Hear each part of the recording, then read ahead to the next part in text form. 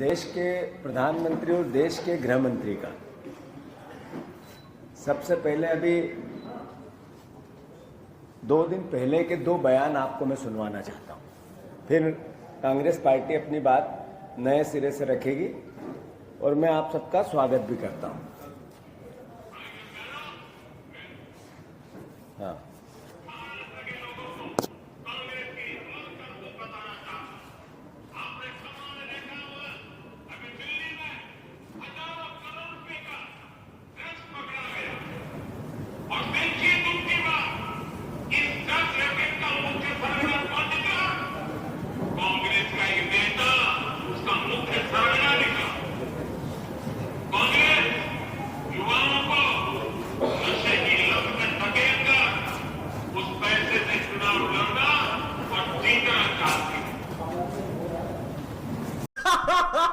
क्या जोक मारा भाई।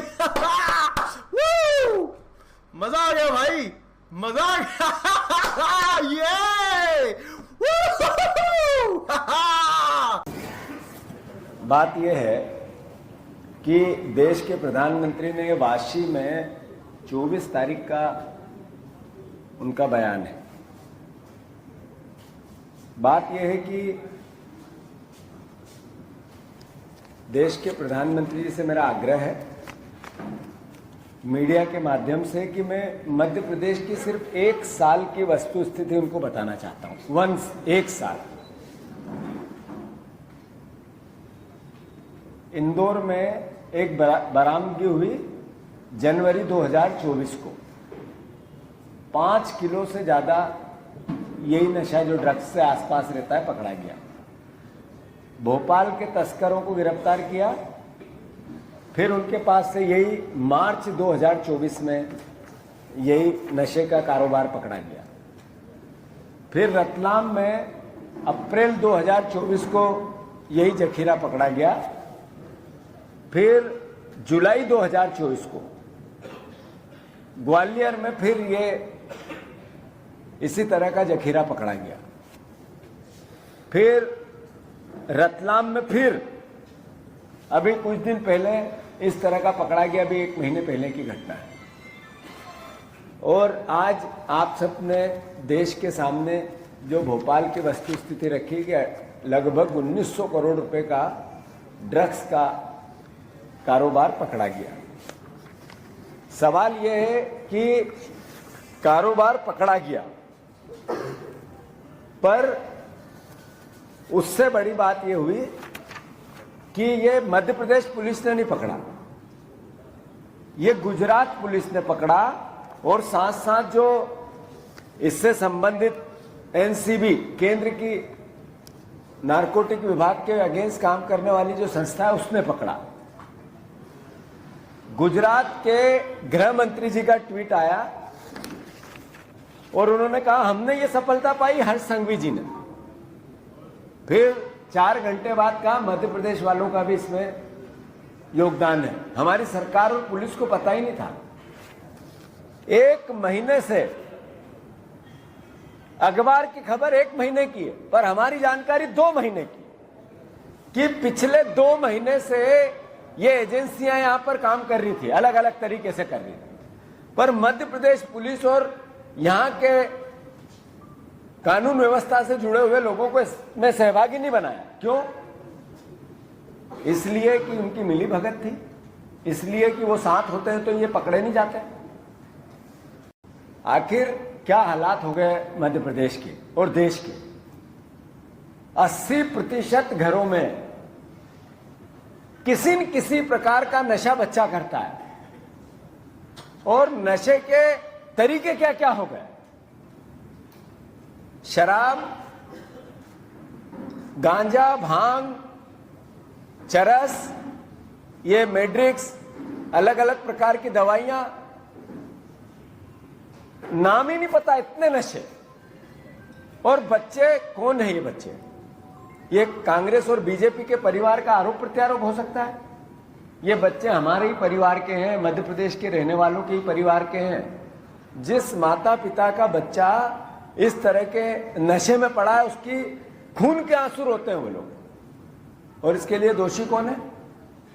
25 साल से बीजेपी की सरकार है यहाँ। 25 साल छोटा मोटा अरसा नहीं होता है। देश के प्रधानमंत्री जी जब भाषण करते हैं तो ये नहीं बता पाते कि 25 साल से यहाँ बीजेपी की सरकार है और 1 साल का मैंने आंकड़ा दिया है।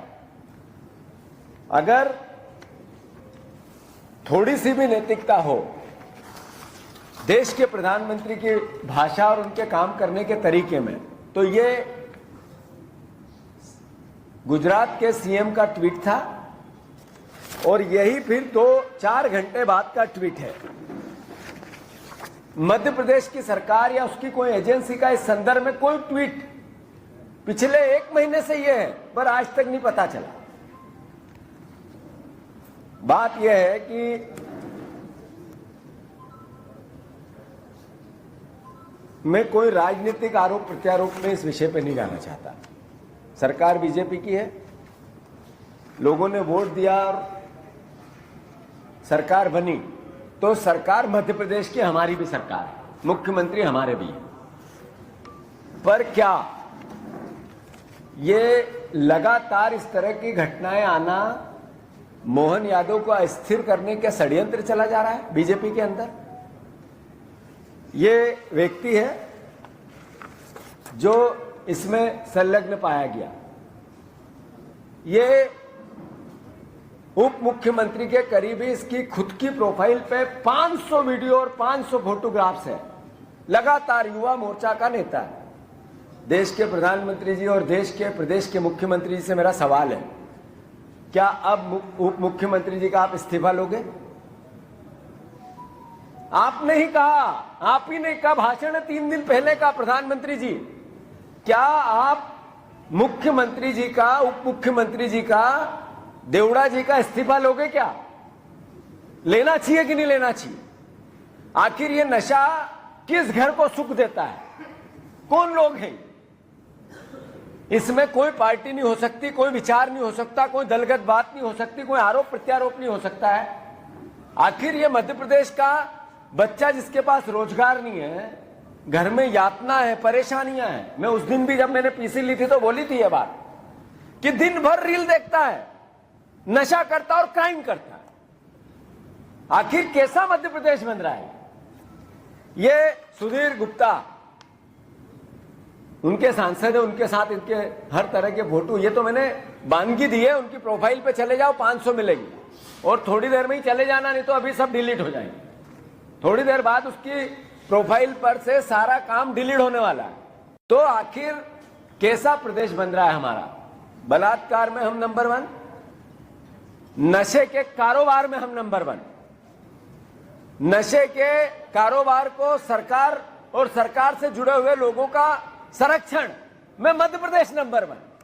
मैं बार बार कहता हूं, ये सरकार मोहन यादव की है ही नहीं, ये सरकार जनता की भी नहीं है, बीजेपी की भी नहीं, ये सरकार माफियाओं की है। मैं ये बार बार क्यों दोहराता हूं? हर क्षेत्र में माफिया है। नशे के कारोबार के माफिया ये आज उजागर हुए हैं। मैं सारे पत्रकार बंधुओं को, सारे संस्थानों को, सारे मीडिया जगत के ईमानदार काम करने वाले जर्नलिस्टों को बहुत साधुवाद देता हूं। बहुत प्रमुखता से आप लोगों ने जिस मुद्दे को उठाया, ये जर्नलिज्म का सबसे महत्वपूर्ण पड़ाव है कि प्रदेश का बेटा नशे में जा रहा है, भविष्य खराब हो रहा है, जिंदगी खराब हो रही है, जीवन खराब हो रहा है। उसके खिलाफ अभियान में आप सबने एक तरह से अपनी भूमिका निभाई। मैं आप सबको साधुवाद देता हूं, हमारा भी दायित्व है। पर इस विषय पे मैं कोई आरोप प्रत्यारोप में नहीं जाना चाहता। सरकार की नीयत दिखना चाहिए, मोहन यादव जी की नीयत दिखना चाहिए। इसके खिलाफ है सरकार, तो इसी वक्त देवड़ा जी का इस्तीफा लेना चाहिए। मैसेज जाए कि इस तरह के माफियाओं का कोई भी राजनीतिक व्यक्ति संरक्षण करेगा, माफ नहीं किया जाएगा। तो बीजेपी का चाल चरित्र और चेहरे की बात होगी, अन्यथा चाल और चरित्र और चेहरा कैसा है ये भी समझ में आएगा। मैं फिर से अनुरोध करना चाहता हूं, मैं इस विषय पे, चूंकि मोटिव है कि मध्य प्रदेश नशे से मुक्त होना चाहिए। हमने भी जब उज्जैन में एक सभा की थी तो वहां मोहन यादव जी से आग्रह किया था, हम सर्वसम्मति से प्रस्ताव पास करते हैं कि आप उज्जैन की नगरी को नशा मुक्त नगरी बनाओ और यहां से शराब के ठेके सब निरस्त कर दो। ऐसे ही उन्होंने अभी कहा कि हम नर्मदा के आसपास इतने इतने किलोमीटर तक शराब की दुकानों से मुक्त कर देंगे। और नर्मदा के आसपास में मोहन यादव जी को, उनके आबकारी मंत्री अधिकारियों को आपके माध्यम से निमंत्रण दे रहा हूं कि वो मेरे साथ एक दिन चलें। 100 किलोमीटर यात्रा में 100 जगह उनको बता दूंगा कि कहां कहां नर्मदा के आसपास नशा बिकता है। ऐसा कोई मोहल्ला नहीं बचा किसी शहर का, ऐसी कोई बस्ती नहीं बची, ऐसा कोई गांव नहीं बचा जहां पे नशे का किसी न किसी रूप में कारोबार नहीं होता है। मोहन भैया, देवड़ा जी का इस्तीफा लो और मध्य प्रदेश के भविष्य को सुरक्षित करो, नशा मुक्त करो। बिना आरोप से आपसे मेरा आग्रह है, अन्यथा जैसा आपके मामले में आपकी छवि बनती जा रही है कि हर तरह का माफिया हावी है सरकार पे, तो उसका ये परसेप्शन को हटाओ। प्रदेश बदनाम हो रहा है, कलंकित हो रहा है, हर क्षेत्र में हो रहा है। और उसका अगर कोई दोषी है तो आज की सरकार के मुखिया होने के नाते मोहन भैया है, मोहन यादव है। तो इनके हम इस्तीफे की मांग करते हैं और इस सरकार का असली चेहरा मध्य प्रदेश को दिखा।